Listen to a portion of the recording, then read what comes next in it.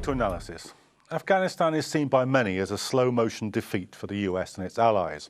So what will this mean for the war on terror? What has the war done to the stability of neighbouring Pakistan? Indeed, for the whole region. Rejoining me in the studio are Sam Dathi from the Stop the War Coalition and Hamid Kabir, CEO of the Ariana Group. And on Skype, we're joined by Nooral Qasimi, Director of the Afghanistan and Central Asia Association. Hamid, William Dalrymple, who's one of the sort of more perceptive writers about the region, says that in one way we should see this as a regional conflict between India and Pakistan, because India moved quite swiftly to back the Karzai government after the occupation. This is seen as a threat to Pakistan's interests. Do you think that's one viable way of seeing the conflict? Well, the conflict, of course, it's not an Afghan issue alone. Afghanistan have always presented opportunities as well as valid interests for its neighboring countries, including Russia, then now Iran, Pakistan and India. In isolation between India and Pakistan, I wouldn't have thought so, but definitely given its strategic location in the heart of Asia, it is of relevance for the US to remain there and monitor the powers in the region, including China and Russia. So whilst it's very relevant for the neighboring country and it has a direct impact, I wouldn't have thought it's a battleground between Pakistan and India alone. Yeah. I mean, Sam, the region has been made less stable by the occupation, do you think? Absolutely, yes. I mean, as I said earlier, Al-Qaeda has spread as a result of the occupation. It's spread to Iraq, to Pakistan, to North Africa. We saw some of the consequences of that in Libya and Mali. We're seeing that in Syria.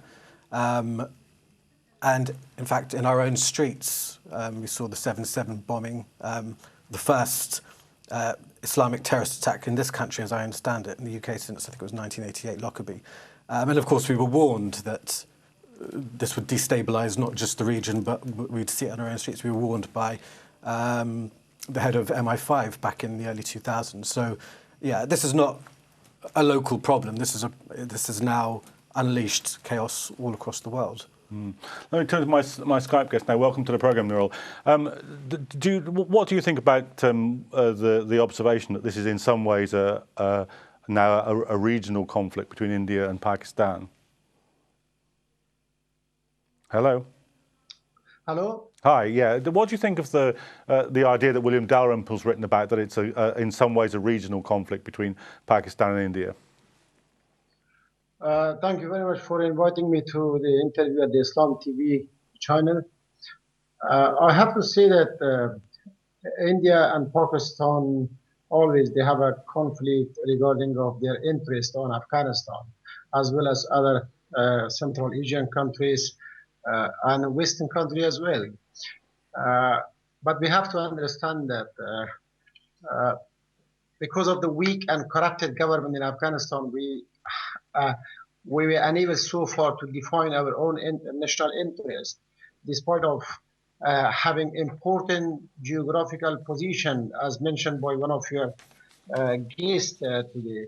And the other important things, having a very rich mineral resources in the countries. I have to say that Pakistan, they are interfering Afghanistan for the past 33 years during the Soviet invasion in Afghanistan. And Pakistan still, they have a very bad intention on the Afghanistan stability after 2014. I was attending to a number of events organized by different organizations for the past 2 months. And I could see that the Pakistani politicians, the Pakistani organizations, they propose that Afghanistan should be announced or declared as an ungoverned state in 2014, which is absolutely unacceptable to hear such a proposal by the Pakistani politicians in the Western country. We have we have to admit that for the past 12 years we have a number of achievements has been made by the NATO forces or by the NATO involvement in Afghanistan, including the freedom of media, human rights, women rights, improvement of reconstruction program, improvement on employment opportunities, access to education, access to health, access to businesses. But unfortunately, yes, I agree with you, because Pakistan must stop their interference on Afghanistan, and I think it will be for the benefit of Pakistan in order to have a peace and security in the region. Okay, let me just take the discussion back to my studio guest, Sam. I mean, that's not a picture that's held very widely in this country, that basically the NATO occupation has been a success. No, I mean, really on any count, it's been a complete and utter failure. Even on America's own terms, I can't think of any benefits. It's tens of thousands of people have been slaughtered, hundreds of thousands have had their lives destroyed. How many hundreds of thousands of refugees are their infrastructure destroyed? Women's rights have suffered setbacks, as Afghan activists like Malai Joya have said, as I mentioned earlier. Terrorism has increased, Al-Qaeda has spread, terrorism has increased to the streets of other countries. On any count, it's difficult to see really any green shoots, any light at the end of this struggle. I mean, you were saying that you have sort of reservations about seeing this as a regional conflict, but there's not too much doubt that the whole Afghan war has spilt over into Pakistan. Even if the thing isn't a regional conflict between India and Pakistan, it's definitely led to greater destabilisation inside Pakistan. I mean, as Sam says, there's an Al-Qaeda operation there that wasn't there at the beginning of this. No, absolutely. I mean, Afghanistan, as I mentioned, there was anarchy. There was no central government. Still, there is a very weak government. But with the international forces and boots on the ground of Afghanistan, they've been deterred. And of course, the natural choice for them, because this is it would have been Pakistan to go to Pakistan. Pakistan was probably their home. This was where. We always thought that this extremism was nourished and exported to Afghanistan. By the Pakistan security services. Absolutely, yes. So it would have been only natural for them to repatriate and go back to Pakistan and in hiding, or northern Waziristan, wherever that might be. For us, I mean, Pakistan has always sought influence in the Afghan affair. We've seen the number of trips President Karzai made to Pakistan. I think it was most frequently visited country during his tenure in the office. And this shows how influential Pakistanis are. We don't actually deny that they have valid interest in, but the way this being conducted, I think. Through trade and peaceful coexistence, the stability and peace could have been achieved rather than exporting extremism into Afghanistan. So, but we also need to look at the importance of Russia being in the north, or Russian sphere of influence, where we've seen a lot of improvement in northern Afghanistan. Simply because the Russians and their allies in North, they believe that through trade and cooperation, peace and stability is achievable. One thing that is very curious for me, we were discussing earlier the opium and its influence on the neighboring countries as channel for export. that in the West, Herat and North Afghanistan, we've had formidable size of opium cultivation and growth, but that has been eradicated slowly and under alternative enterprises, for example, saffron and other things that they grow. But the areas that we've seen a noticeable growth is where the British forces are, Helmand and Kandahar. These are the regions that we've seen growth. Possibly in 2008, I recall a report by McDonald's, this Sinless Council, that they were suggesting some recommendation for the US government to legalize opium for medicine. And Britain was one of the pioneers to actually come forward and say that we could purchase those opiums grown in Afghanistan for medical use. But then the policies changed, and Britain is growing now, in UK, opium is being grown for medical purposes.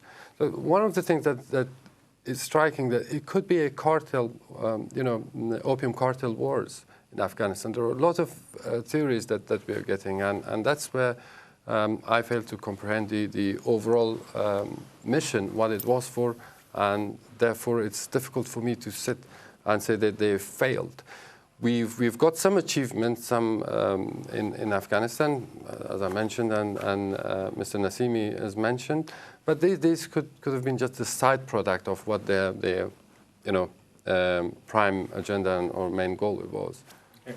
Nooral, let me bring you in on this. Do you think, if we stand back from this, and on whatever we think about the successes or failures in Afghanistan, most people in the West regard it as a failure, and the pressure on the politicians has been to quit. It was a large part of Obama's victory. Do you think it now, the combined failure in Iraq and Afghanistan, or perhaps you'd be happier saying it's a perceived failure, has now altered the conditions on which the major powers can intervene? Hello, can you hear me? Hello? Yeah, I was saying, do you think that the defeats in Afghanistan and Iraq have now altered the ability of the major powers to intervene globally? I don't think so. First of all, I don't think that NATO defeated by the Taliban or or defeated in Afghanistan, because as I said in my interview at Islam TV number of times, NATO, comparing to Russian invasion, NATO have legitimacy in Afghanistan to stay in Afghanistan or to fight against terrorism because of the Security Council resolution passed in 2001, where we remember Russian was acted unilaterally, and one of the important occasion will be happen for the 5 days for the next 5 days in Afghanistan. The Louis Jirga will be held by the Karzai administration. Unfortunately, Louis Jirga, we are not in support of Louis Jirga, because the elderly people will act on behalf of the people of Afghanistan, whether to say NATO should stay in Afghanistan or not. This will.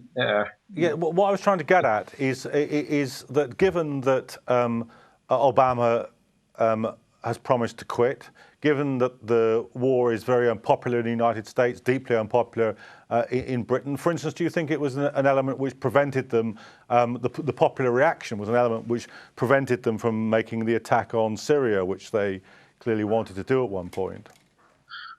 But we have to understand that when we remember David Cameron's speech at the House of Commons, and also as well as that U.S. administration, that they must do their job in Afghanistan, and the job is to bring peace and stability in Afghanistan. And we see that the instability and security issues, one of the main problems for the people of Afghanistan for the past 12 years. Even now, while we see that Taliban increasing their influence in the south of Afghanistan, how can NATO should leave Afghanistan in such important time where people are suffering because of the Taliban?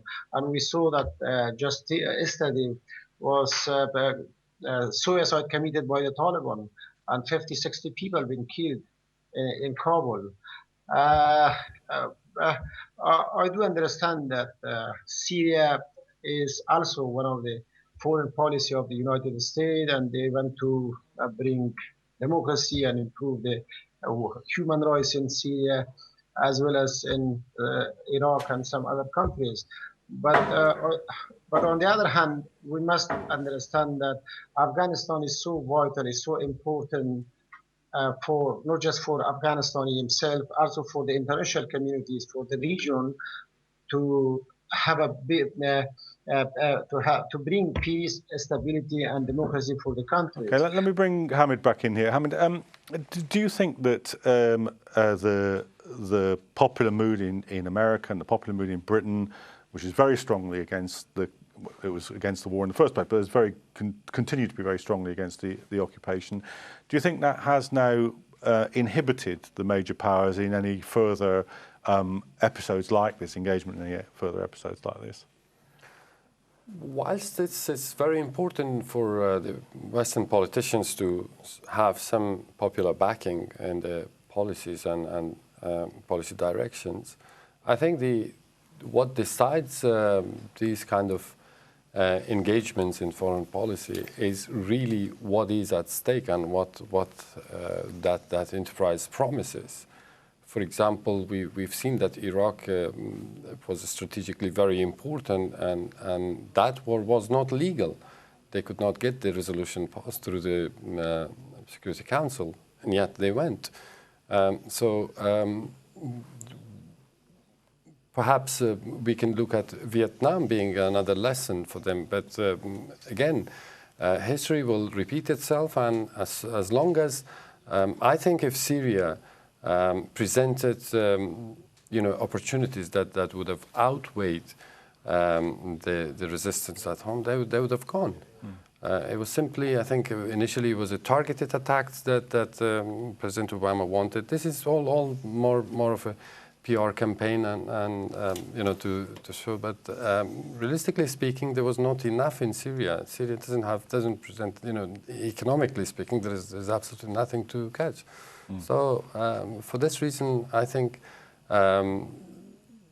lessons from Iraq and Afghanistan are very unique in their nature, and we can witness other involvements of Western politicians in other region, as long as there is the numbers add up. Sam, what do you think about this? Because I mean, Hamid mentioned Vietnam, and it was said that after the American defeat in Vietnam, there was a Vietnam syndrome which inhibited the Americans from, for a period of time at any rate, from any further engagement like that. Do you think there's a kind of Afghan and Iraq syndrome which is operating now on the major powers, a kind of restraining condition? Yeah, absolutely. The absolute debacle of Afghanistan and Iraq played a massive factor, and also, of course, what played a massive factor was public opinion, the anti-war movement, activism, which has been sustained since 2001 in this country, and we've seen anti-war movements flourish in other countries. The huge demonstration in 2003. These played a massive role, an absolutely, in my view, decisive role in Cameron's defeat on the 29th of August. I mean, I actually sat down and watched all 8 hours of the debate in the House of Commons on the 29th of August, and it was amazing how many British MPs said that they were lobbied, that they were contacted by their constituents and told, you must not vote in favour of this war. Now, if just seven anti-war MPs had voted the other way, there'd be Tomahawk cruise missiles hitting Syria right now. So it was very close, and the deciding factor was popular resistance. Now, you said, after Vietnam, we thought there'd never be another Vietnam, but then there was Iraq, and essentially, if the interests are strong enough, then it will trump law and all the rest of it. Imperialism is a strong force, and it will always exist, and it will always rear its ugly head. But popular struggle, therefore, has to also be sustained, has to be continuous. It's a struggle is a process, and we can't just give up and say, okay, well, imperialism will always be there. It'll always grow stronger. And the movement has to be there to pose a continuous bulwark against imperialism, against war. And Syria, I think, is a perfect example of where the movement can win. It's an interesting question that you raised about the extent to which there are kind of economic interests at stake. Now, of course, in Iraq, we know that there were. In Afghanistan, though, it was. I mean, it's often been said that the war in Iraq was because of what it had under its land, whereas the war in Afghanistan was because of where its land is. In other words, it was geopolitically a crucial area. The same could be said of Syria, that it has a geopolitical importance, even if there isn't a vast sort of mineral, oil, or economic interest there. But again, I think economic factors are always more important. I think even today, we always discuss the location of Afghanistan being so strategic, close to China, close to Russia, close to India and Pakistan, the nuclear powers. But there are also, we hear there are, anecdotal evidence about Afghanistan being rich in natural resources. Lithium, for example, is a strategic metal that is used in, I think, technology, and it's got a vast value. There is also opium, I think, is a very, very important thing. We've seen two British wars, opium wars, and the way I actually looked at the trend that there is simple economic law of supply and demand. If Afghanistan starts curbing the supply of opium, we see the rise of new suppliers. For example, Mexico, India, Turkey. These are new players in the market. So it's not, it's a monopoly in its size, but there are other players. So I think there is also additional economic arguments for involvement in Afghanistan. I think the agenda of fighting terrorism and Al-Qaeda, this has been something that evolving. Over time they've sat and reviewed, and everything is changing. So, even the exit at the time was not on horizon, and it is now a real event that they are actually leaving. So, as for Syria, I think number one, maybe your argument could be valid because it's the sequence is too soon. So we had Iraq, Afghanistan, and everybody. They're listening to the politicians. Okay, let me bring in the Skype guest on. Nooral, when we were talking earlier, I understand the point you were making, that you think the occupation has been a positive thing. What I'm trying to ask you, though, is given that it is going to end or substantially end, do you think that's a weakness for the US and its allies in intervening in other places? Do you think it will be seen as weaker because of the withdrawal?